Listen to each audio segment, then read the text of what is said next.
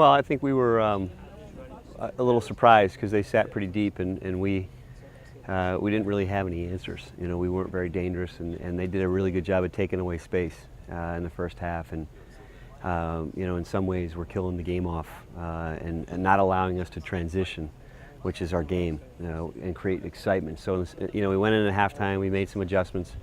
The guys did a very good job of coming out early, second half, getting in behind them. We had that early chance. Got on the end of a cross from Shaq, and then, you know, once we got the goal, I thought it really came alive, and the guys could have scored a couple more. So the goal coming in was to really get a clean sheet, because defensively we've conceded 5 in the last 3 games. So we wanted to get a clean sheet, which was, you know, we were successful doing that. I thought we defended pretty well, and I actually felt pretty good towards the end of the game, where I didn't feel like we were going to give it back. You know, in some of the previous games, as you guys know, it's been, you know, finishing games has been an issue for us, and I thought today we finished well. You talked about controlling their forwards. That was your biggest concern today. Yeah. Preston and Kamar did a great job. What did the back line do today to help you get that clean sheet and make you feel confident like that at the end? Well, when you're playing against quality guys like Liberty has, those guys are very dynamic. You know, Mendoza's, he's special. I mean, he's got 8. You know, and in Mbuye, I think he's got 9 or 10. Between them, that's 17, 18 goals. So these guys did a great job of communicating. We always had them located. We knew where they were. With great players, you can't defend them individually. It's really going to be a collective focus. And I thought the guys did a great job of handing them off, communicating where they were, and stepping and solving together as a unit, and really zonally being pretty sharp. So we can build off of that. I think, you know, we're not going to see that many teams that have 2 players that are so special like those 2. Ivan has just been all over the field as of late. I mean, last week at FIU, at Preston, and now. This is not if you could just describe his game the past week or so, and how much an impact he's made lately. He's a dynamic playmaker. You know, he's a guy that, you know, his first touch is in a space where he can only get it, and he's going to come at you, and he's going to make you miss, and he forces the opponent to have to deal with him. And when he does that, things open up for other guys. Oh, Shaq, you know, and then I think he's pretty dangerous in the box. He puts himself in good positions, just like he did on the first goal. And I always think with a great attack, you need to have more than 2 guys. You got to have a 3rd guy, and I think has delivered a lot as a young guy and a freshman.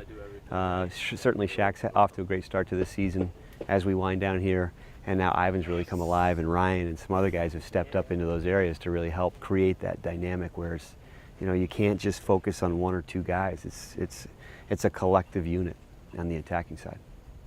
Next 2 games on the road, at UCF, at Omaha. You can just talk about that a little bit. Well, UCF I think is going to be nationally ranked this week. They, from all indications from everybody I've talked to, they're saying UCF is the best team around. And, you know, our goal coming in is we want to be the best team in Florida. You know, last year FIU took that title. So it comes down to UCF and us, and I think we want to make a good account of ourselves. We know how difficult it's going to be. You know, they've had some really lopsided results, you know, 4-5-0 at their place. They really have some fantastic players, and we're going to have to play really well to get a result. But that's what we're going to prepare to do. At Omaha? Omaha is going to be, you know, they won the conference last year, NCAA tournament team. I think that's our 7th NCAA tournament team. We've talked about this. So, you know, that's not going to get any easier for us. But I think both those opponents will really prepare us for our last 2 games against Jacksonville and UNF to kind of finish the conference strong. So you always want to go into those games, those non-conference games, and really compete and learn about yourself, and really, you know, create sort of a cutting-edge mentality, and then apply that to the ASUN. Kamar, atop the ASUN conference for now, what was the mentality going into this game? We knew they were a strong team. They're kind of new to the ASUN, so we kind of had to like press the issue and go up quick. The 2 goals that we scored were pretty nice, and after that we just had to make sure that we weren't tuning off and allowing any goals to be conceded. What was the difference between that first half where you guys went into the break tied, and then second half score those 2 quick goals? We kind of went in halftime, and we realized what we were doing, and we kind of realized their strengths and weakness, and we just try to play to spaces that they weren't and play to like cards that they weren't giving us. So pretty much in the first half, we were kind of playing what we wanted to play, you know, like how we wanted to touch the ball. And second half, we kind of played what they were giving us. So if they gave us the wide area, we played wide areas to cross it. And pretty much both our goals came off of crosses. I'm just curious, you've been here for a little while. Yeah. What makes this year's team unique compared to the other 4 you've been with?